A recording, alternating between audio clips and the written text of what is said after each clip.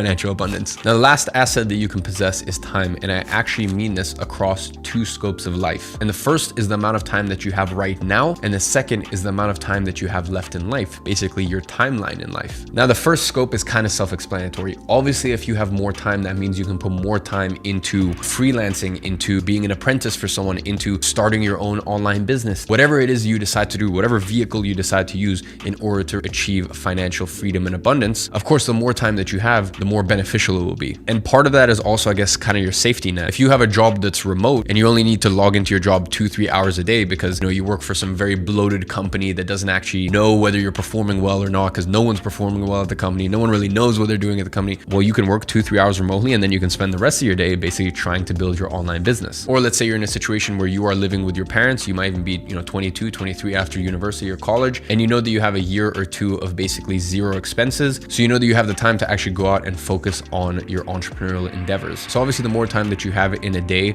in the present moment, very self-explanatory, the higher chances are of actually achieving financial abundance and not being broke anymore. But then, and this is something most people really don't talk about enough, is the macro perspective. Listen, if you are under the age of 28, you have a massive advantage. And by the way, I'm speaking primarily to the men here. To all the ladies, obviously my information still applies, but you need to understand my biological father was an alcoholic, abusive. So I've gone through a lot of adversity and struggle in my life to get to this point. So please excuse me sometimes when I speak specifically to the men. I would have loved if someone could have given me this information as I was growing up, trying to navigate the world. But anyways, back to my point. Men specifically hit their peak anywhere from the age of 32 to around 38. A woman at 29 has far more pressure to get married and have children. And by the way, that's not like societal pressure. It's just like if she's being honest with herself, she wants to, and she knows that, at 34, she's just gonna have a lot less chance than at 29. Whereas men at 34, we are far more attractive than at 29. If we keep working on ourselves and put one foot forward day after day after day. So the reason I say this is if you are broke at the age of 29 as a man, because really there's not much of a rush to get married or have kids. For the next 3 years of your life, dedicate every single hour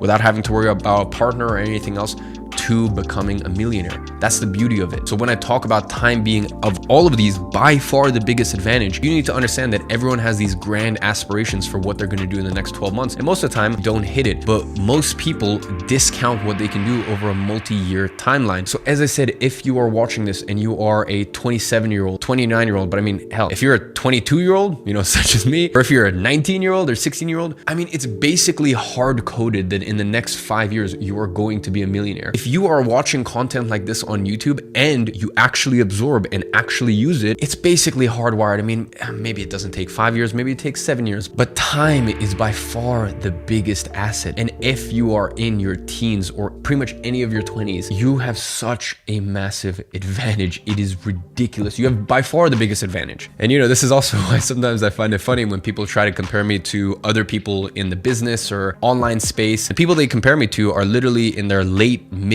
or early 30s. Like they're all 10 years plus from me. And sometimes I find the comparisons a little superfluous, quite frankly, because I'm 22 years old. Apart from having made $30 million already, I'm in incredible shape. I'm extremely well traveled. I've gone through so much pain, trauma, adversity to build my character to the point that it is today. I have businesses in verticals that make me over $10 million a year. As I alluded to earlier, I have an insane network. The list goes on and on and on. And you might listen to all of that and think that I am bragging. No, the reason that I am saying that is because out of all of the things that I have listed, my number one advantage is time from a macro perspective. If you could give me everything that I have right now and make me 40 years old, or take a time machine back and I have to start at 22 years old with none of my accomplished accolades, achievement, money, anything, I will go back to 22. If you are watching this, time is the biggest advantage that you have. Time truly is an incredible phenomenon. And most of the people that you are looking up to online, they were broke until their early 30s, until their late 20s. Listen to that again. Most of the people that you look up to were literally broke at the age of 30. And here you are watching this 25 years old and you're like, oh, I can never accomplish what that person accomplished. Look at their accolades and look at this. You have time. And if you are someone who uses time to your advantage, you can accomplish anything. So now that we have run through the 4 assets which you can possess, which is hard work, your current skill set, your network, and then time, especially from a macro perspective, you can really sort of jot down all of these and go, hey, what areas of my life do I have advantages? And then from that, you can pick the next step in your life. And I'm going to give you 3 life options from here. The first one is starting an online business. Now, I don't want to want to touch on this too much in this video. Earlier this year, I made a video where I basically assessed the 6 to 7 most common online business models. For me, that is my favorite option for people because you can use leverage. The best part of that is if you set the systems and processes in place, you can actually leverage other people's resources or time, depending on which business model you choose. And you can actually get paid by using a concept called arbitrage, which is basically what Uber, Airbnb, all of these companies do just on a larger scale. I'll link that video down below. Now, your next option is to use your existing skill set to make a good income. So for example, if you're good at sales, if you're good at editing, if you're good at these things, then you can take these skills. And the most important thing is the way that you position it and who you actually sell these services to. Because bear in mind, you could just be an editor and get paid $2,500 a month, or you can frame your service as a performance editor and get paid $6,000 a month. The only difference is you say, hey, rather than just editing it to look good, I'm going to edit it for retention. Retention is the most important thing. And when you're selling the client, you go, hey, out of the 10,000 people that watch your video, with my video, you're going to get 3,500 people watching all the way to the end, whereas some other person is only going to manage to get 1,200 people watching to the end. So I'm getting 3 times as many views as them. So of course I'm going to be charging twice as much. So the point is, it's not just about having a skill set. It's also about knowing how to frame it and how to sell it to the right person, organization, company. And if you can make your ROI clear, then companies will pay for it. I mean, I have people in my company who make $18,000 to $20,000 a month. And by the way, these aren't my C-suite positions, my COO, my CMO, those sort of positions in some of my companies, because some of those positions between base and performance, make upwards of $50,000 a month. So I'm not even talking about those positions. I'm literally just talking about, your typical employees. Some of these people literally make almost $250,000 a year because of the performance, because the skill set they bring and the way that they can actually quantify what money that brings back to the company. So I would say for anyone with a pre-existing skill set, this is actually the best place to start. Take your skill set, find the right way to package it and frame it, and then actually feel zero shame about working for a company as long as the pay is good and you have the ability to keep ascending and improving your earning potential. And the last option is become an apprentice or a free intern for a company. Now, this is very, very important because I see people make this mistake all the time. Do not think that just because you have free time, you are valuable to a company. Let me say that again. You can join a company and go, I'll work for you for free. Okay, and what about the business owner who now needs to spend or assign company resources to spend 40 hours training you? You have now cost the company more than you are worth. Especially, I see this all the time.